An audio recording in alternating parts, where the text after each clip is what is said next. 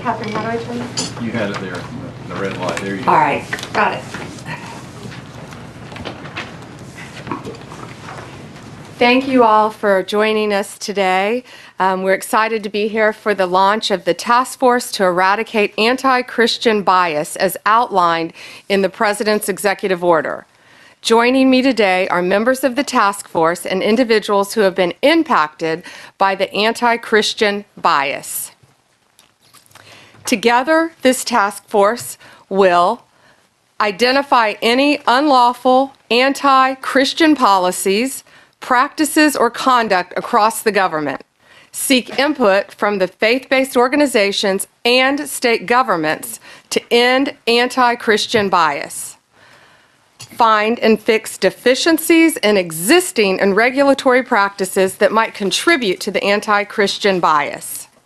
As President Trump has stated, the Biden administration engaged in an egregious pattern of targeting peaceful Christians while ignoring violent anti-Christian offenses. The president is right. Biden's Department of Justice abused and targeted Christians. Pro-life Christians were arrested and imprisoned for peacefully praying outside abortion clinics. The FBI spied on traditional Catholics in their parishes. President Biden declared Easter Sunday to be Transgender Day of Visibility. No longer. Vandalism against churches was 8 times higher in 2023 than it was in 2018. And it's at President Trump's directive, we ended those abuses at the Department of Justice on day one. We dropped 3 ongoing cases against pro-lifers and redefined the FACE Act to ensure that abuse would not continue and that American tax dollars were not used to support the weaponization of our legal system to target Christians. Just a few weeks ago, we convicted a man in Arizona for a plot to bomb Christian churches.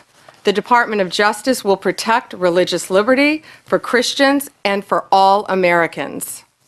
We'll work closely with everyone around this table and take a whole-of-government approach to solving this problem, and ultimately protect Americans' First Amendment rights. The First Amendment isn't just a line in the Constitution, it's the cornerstone of our American liberty. It guarantees every citizen the right to speak freely, worship freely, and live according to their conscience without government interference.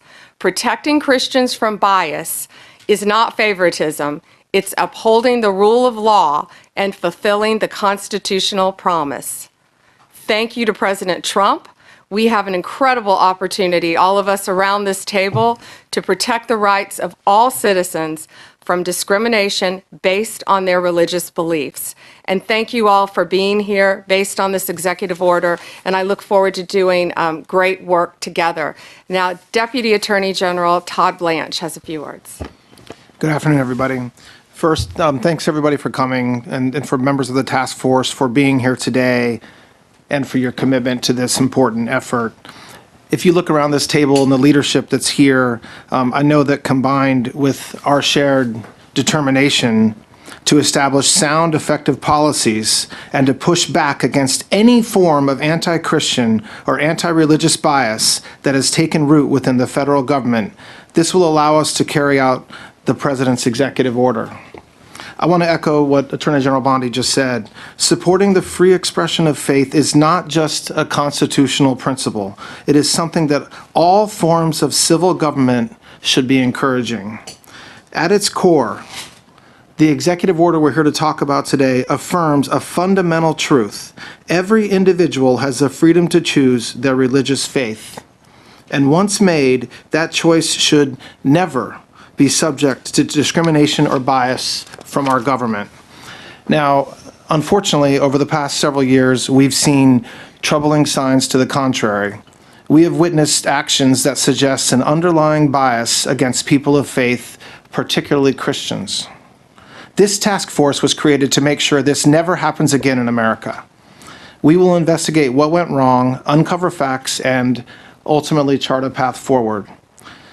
So today, we're going to hear from individuals who will share their personal stories, stories that reflect broader trends and challenges from the Biden administration's policies. policies that frankly strip people of their inalienable rights. We're also going to hear from members of this task force about the ways in which anti-Christian sentiment may have shown up in their departments or their agencies. A key challenge that we face is a public misunderstanding of our form of government. We're a constitutional republic, not a pure democracy. And this distinction matters because in a republic, individual rights are protected even when unpopular. And misunderstanding this distinction allows our institutions and media to misrepresent our founding principles. Our government's purpose is to secure rights, not restrict them. So yes, this task force has a big job ahead, but it's a vital one, and it's one that we're going to get done. Finally, I want to thank the members of the media who are with us today. We appreciate your attention and your presence for this opening portion of the meeting. At this time, we'll be moving into our internal discussions, and so if you would please make your way out, we'll then continue with the rest of our work in a closed session. Thank you very much. Can we ask one question on topic?